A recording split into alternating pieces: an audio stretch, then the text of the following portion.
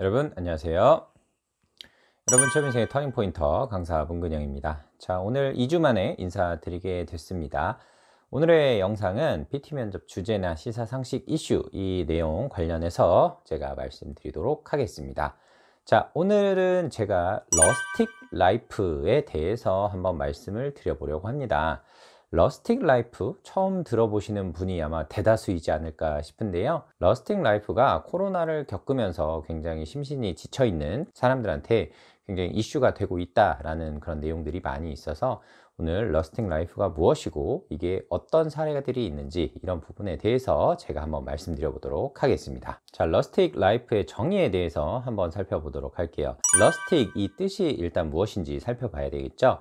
러스틱이라는 뜻 자체가 꾸밈 없는 소박한 이런 사전적 정의를 갖고 있는데요. 이게 삶과 연관되는 그런 내용들이 바로 러스틱 라이프다 이렇게 이해를 하시면 되겠습니다. 즉 도시가 아닌 한적한 자연이나 시골 등에서 삶을 갈망하는 사람들의 생활을 러스틱 라이프 이렇게 부르고 있다 이해해 주시면 되겠습니다. 참고로 이 러스틱 라이프라는 단어가 어디에서 처음 나왔냐면요, 2022년에 서울대학교 그 김난도 교수님께서 쓴 책 중에서 트렌드 코리아 2022 여기에서 나왔던 개념이거든요. 그래서 혹시라도 이 내용에 대해서 더 궁금한 부분이 있으면 이 책을 구매해서 확인을 해 보시면 좀 더 디테일하게 정보를 확인하실 수 있을 거고요. 러스틱 라이프가 팬데믹 이전에는 사람들이 해외에 가서 한 달 혹은 두 달 이렇게 살고 오는 경우들이 많았어요.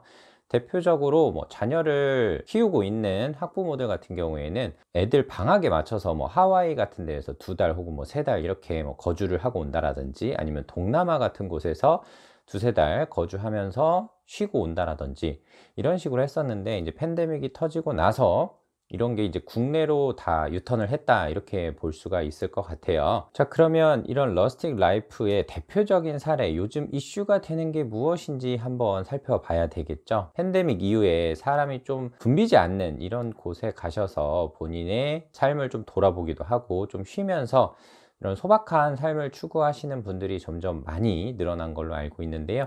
대표적인 사례가 제주도 한 달 살기, 그리고 남해에서 한 달 살기, 그다음에 강원도에서 한 달 살기, 이런 식으로 한 달 살기 열풍이 지금 일어나고 있는데, 이런 부분이 대표적인 러스틱 라이프의 사례이지 않을까 이렇게 생각이 돼요. 이런 트렌드에 맞춰서 각 시도에서는 이 러스틱 라이프를 하시는 분들을 대상으로 다양한 혜택이나 지원 사업, 그리고 자신들의 군이나 시를 홍보할 수 있는 그런 방안들을 굉장히 많이 내놓고 있는데요.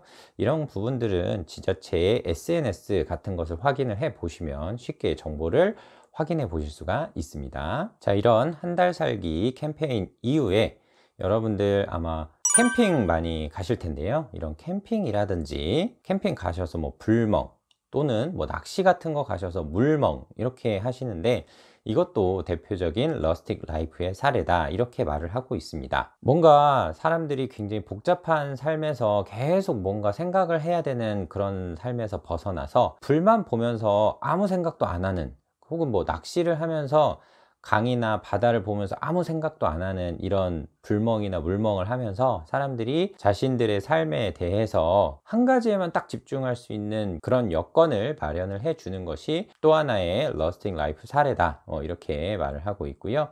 이런 경우는 캠핑 많이 가셔서 하는 거니까 캠핑도 또 하나의 러스틱 사례로 볼 수가 있을 것 같습니다. 자, 마지막 예시는 아마 여러분들 TV 프로그램 중에서 나는 자연인이다 이 프로그램 아마 아실 거예요. 개그맨 한 분이 자연에 계신 분하고 같이 이제 살아보는 그런 건데, 이게 예전에는 나이 많으신 어르신 분들이 굉장히 좋아했던 프로그램이라고 하면, 요즘에는 MZ 세대들도 이런 부분을 찾아본다고 하더라고요.